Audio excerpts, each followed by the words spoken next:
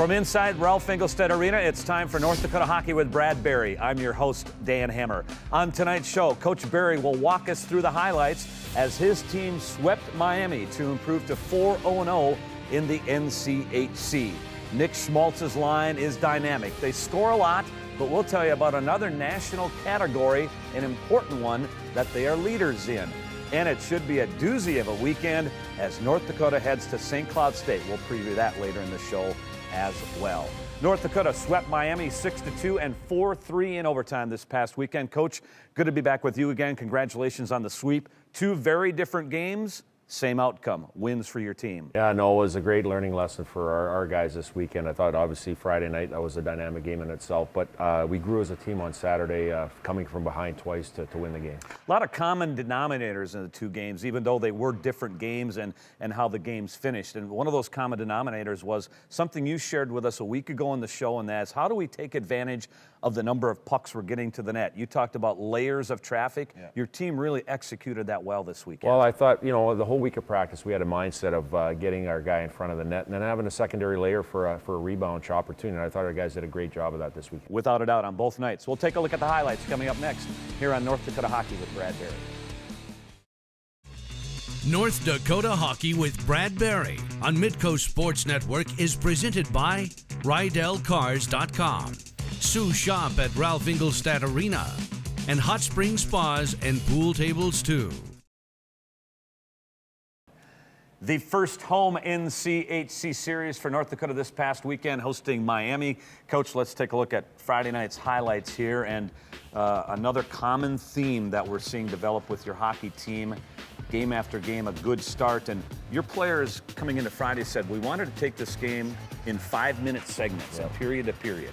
Yeah, just break it down a little bit as far as small goals, and they did a really good job. I thought our first 5 minutes established our game on Friday. Without a doubt, you're getting some good looks here early in the hockey game. Yeah, putting pucks in that there, you see Keaton Thompson hitting the post on a good low to high play, and again, just buzzing them in their offensive zone. Coach, you have an early power play, and before this power play, you were 0 for 16 in your past power plays, and you get one right off the bat here. Yeah, the key right away, winning the faceoff, right away getting it back, and then not messing around, getting a shot to the net, and again, great execution. Paul Ledoux, his first goal of the year after having a couple of assists, but as you said, it all starts with Nick Schmaltz winning the faceoff. Yeah, exactly. When you can win the faceoff and sustain ozone play, you have a good chance of getting some great opportunities we did there. Miami was a team that was been a little up and down coming into the series. How important was it, the quick start on Friday night that your team did get? It was huge. Obviously, being back at the Ralph here and getting the momentum with our fans and getting them excited about the game, that was key. 1-0, and then off the ensuing of face-off, you're attacking again, you quickly make it 2-0. Yeah, well, we left the Schmaltz unit on there because they were relatively fresh after scoring that early power play goal, and it was great to see them capitalize again. And as you can see, it's about getting a puck to the net. We have two layers. We have Drake Kajula, and then we have Schmaltz as the guy in the middle. Yeah, 2 goals in 20 seconds and a quick 2-0 lead, just 3:46 into the hockey game. Brock Besser does a good job of just staying with the puck here, but as you said, he's got his 2 line mates in front of the goaltender Ryan McKay. Yeah, that's a really good look right there. You see 2 white body players in front of the net, and again, McKay doesn't have a chance because we have a good net front. Tucker Pullman returned to the lineup this weekend. What'd you think of Pullman's play on Friday night anyway? Played a strong physical game. We missed him out of our lineup over the last few games, and having him back, not only offensively, but look at the physical presence he brings with that big body. And again, it's great to have him back. The Schmaltz's line, of course, scoring, but they do so many other things, including Drake Kajula. He's so good on the penalty kill. He is. He infuses energy. He plays the right way. He's just a burr in the side of the other team with pressure, as you can see right there. And again, it's great to have him back. I know we missed him in that 1-game suspension. It's great to have him back in the lineup. All right, you're going to go up rather 3-0 before the end of the period, and Schmaltz and Chiswick going to come in here. And Chiswick doesn't get much of it. No. But it beats McKay. It does, but it all started with the turnover that we forced, and then Schmaltz's separation speed and the great high pass to Chiswick. Chiswick capitalized on a great play by a couple other players too. And you can see him laughing right there, because he knows he didn't get much of that. Yeah, they don't say how, they say how many at the end of the year, right? Isn't that the truth? It's not about style points. Exactly. It's whether or not you did it or not. And again, there's Nick Schmaltz's same move that he used a week ago. 100%, but what I see this year is strength in his breakaway speed, getting out of the piles and making those plays. All right, 3-0 at the end of one. Matt Harinkyu didn't see a lot of shots in this game, but this was a key save against Corrali. Key save. It was a bad line change. Second period, obviously we got to change a little bit further into the play there, and we got to clean that up. But he made a great save to keep us in. All right, Kajula picks off the pass, moves in, and now it's 4-0. Yeah, great awareness in the neutral zone, and great awareness going to the net and driving the net. Drake Kajula is so dangerous when he's in on a goaltender because of how he reads the goaltender, and here he really gets Jay Williams now, who has replaced McKay, to open up the 5-hole. Yeah, he really does. And again, the first thing is driving wide, making the defenseman turn, and then he pulls him all the way across the net, which opens up the legs to go 5-hole. So again, great play by 9. 4-0 at the time. Did you like the way that your team was finishing checks on Friday night? Yep, we established the energy level right away. And guys like Keaton Thompson digging in, Tucker Poom, and Paul Ledoux on the back, and you see Austin Poganski. Everybody playing physical by committee.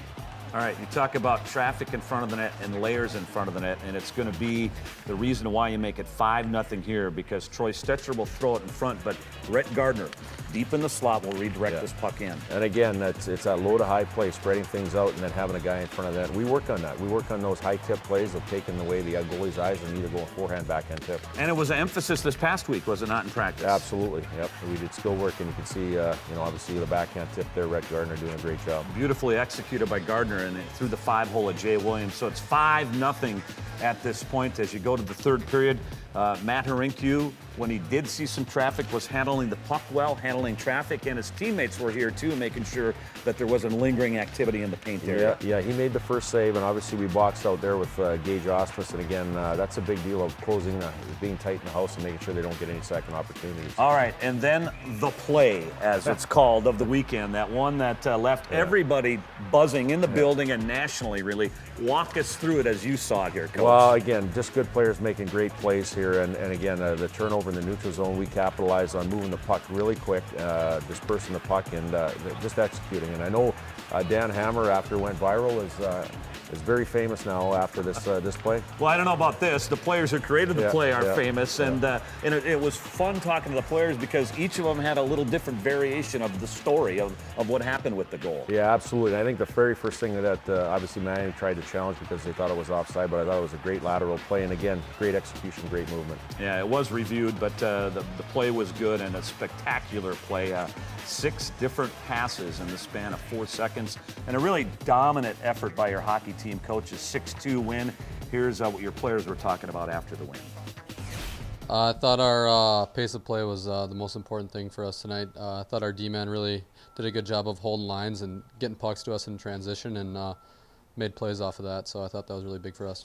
I don't know, we just seemed to be in the spots at the right time and seemed get some odd man rushes and just get pucks in that, and it seemed to work out pretty well. All week we've been working on tipping pucks and just getting bodies in front and trying to create traffic. They're both good goalies, but it's hard to be a good goalie when you can't see the puck. So we just try to get guys as much as we could in front of the net, and I think we scored 3, maybe 4 goals just from guys being there, tipping pucks or whatever it may have been. So we know it was a good job, and we got to make sure we do it again. Coming up next on the show, UND players will talk about the play Friday night that left the nation buzzing. North Dakota Hockey with Brad Barry on Midco Sports Network is presented by RydellCars.com, Sue Shop at Ralph Ingolstadt Arena, and Hot Spring Spas and Pool Tables too. Many of you are still talking about the play from last Friday night in which North Dakota players touched the puck consecutively 6 times in just 4 seconds. Here are the players now describing that play. Now Hutton gives chase. Stetcher is there to poke it ahead to Schmaltz. Nick Schmaltz across the Miami line. Drops it for Besser to Kajula. What a sweet pass. Oh my goodness. What passing by North Dakota. And Nick Schmaltz with the goal that you talk about tic-tac-toe. Wow, is that pretty. Kind of just threw it across to Besser and went to the net.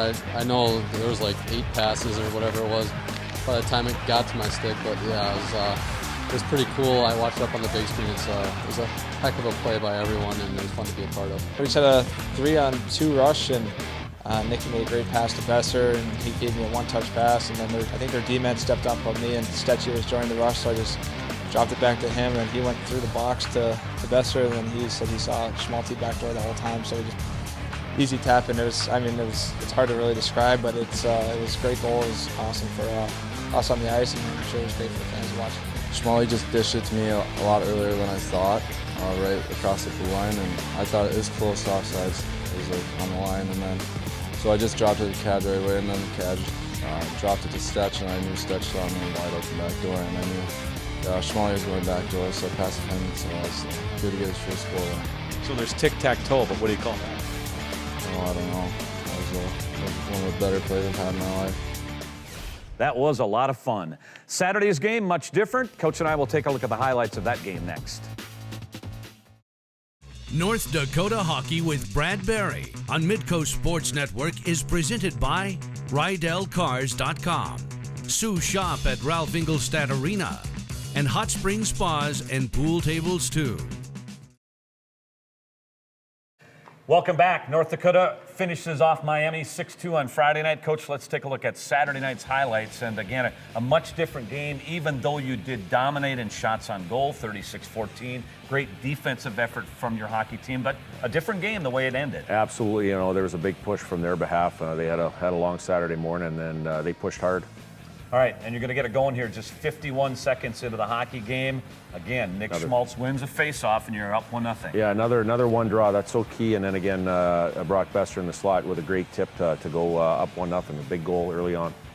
Besser's 7th goal of the year as we take another look at it here. Good hand-eye coordination by the freshman Brock Besser. Yep. First of all, Pullman getting the puck through, but also Besser doing a nice backhand tip, which gets us going in the game. You hit more posts again this weekend. One of them coming up here by Besser again, very early in the first period when you almost made it 2-0 here early. Yeah, you know what? It would have been nice to get this one to get a 2-goal lead, but again, doing the right thing, making the right plays, and again, he got all of it, hit the post, and again, a lot of momentum going forward in the first period. Coach, what were some of your themes for your team going into Saturday night's game? Well, the biggest thing was no back off or no setback here. Obviously, we knew there was going to be a big push, but we wanted to make sure that we accepted that challenge, and I thought we did a pretty good job early on in the game. You had 47 seconds of 5-on-3 in the first period and some 5-on-4. What did you think about the execution? Not very good. I thought on the 5-on-3, especially when you have 5 guys out on the ice, you have to outwork the 3, and anytime they have 3 to outworks the 5, that's not going in the right direction. We have to work on that. Great scoring chance here, late first period, shorthanded. Schmaltz on the breakaway and another post. Yep, absolutely. Again, Schmaltz's hand-eye coordination creates that turnover, and obviously on the breakaway, that separation speed. All right, Trevor Olson, I thought, played well this weekend. He's just a lunch pail, blue-collar kind of guy. Yeah, he knows what he is, and you know what? Love him in the locker room, love him on the ice for what he brings, and he brings accountability and hardness to our lineup. And again, he not only defensively but offensively made some plays. Oh, you saw him make a play stealing a puck from Lazovic to send Sanderson on the breakaway.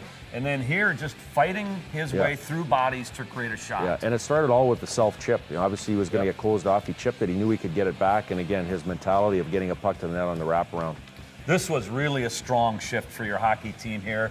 You nearly score a goal, but overall you were dominating now at this point. Yeah, we had him on the ropes here. We had a couple line changes, and their one line stayed on the ice for a couple minutes here. And again, it was unfortunate we didn't score a goal, but we did all the right things. And again, that's how we have to play, changing out of the offensive zone. But this game then went Miami's way for a while. The Redhawks get back-to-back goals.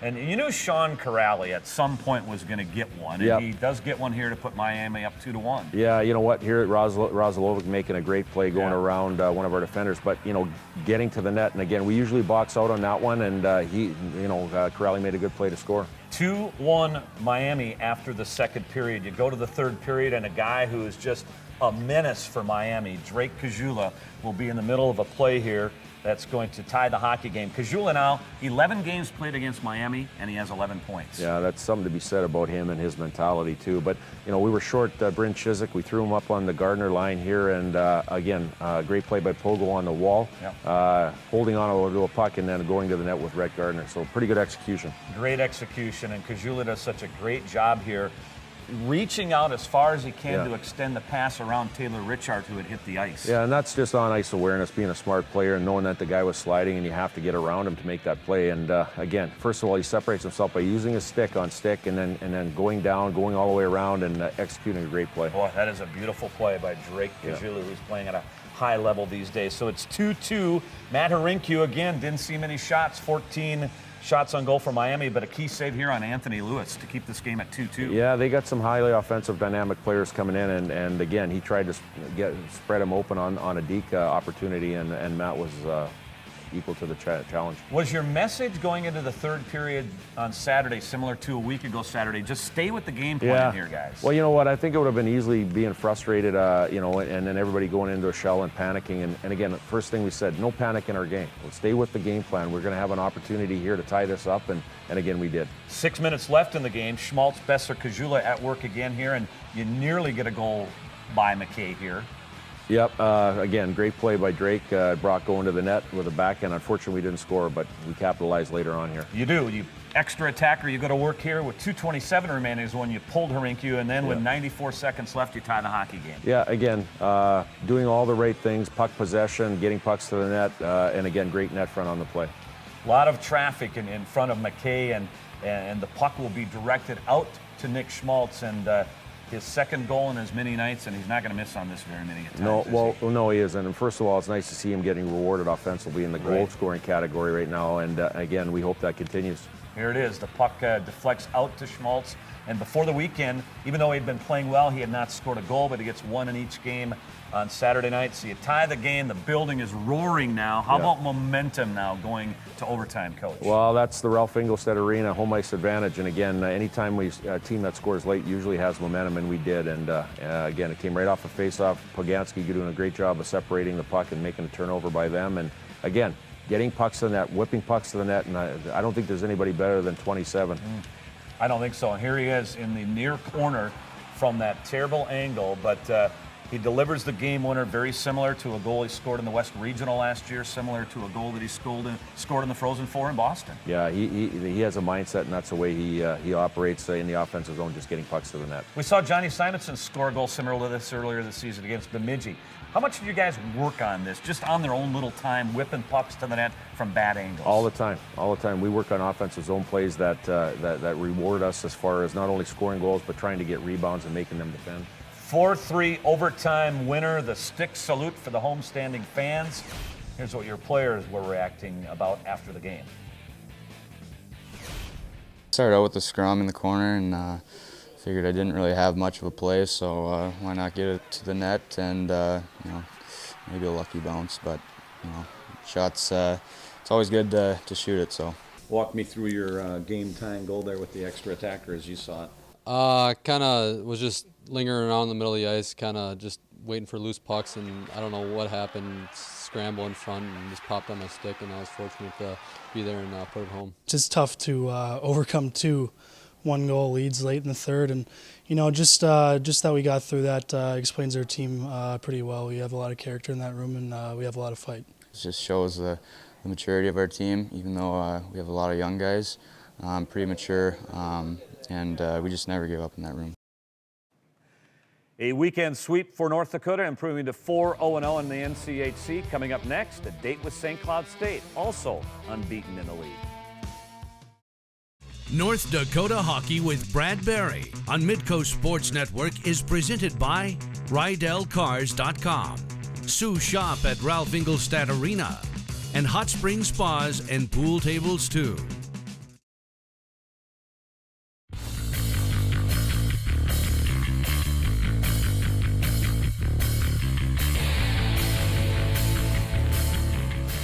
Welcome back, Coach. We know how dynamic Nick Schmaltz, Drake Kajula, and Brock Besser are in the offensive zone, but they're doing so much more for your hockey team. And check this out.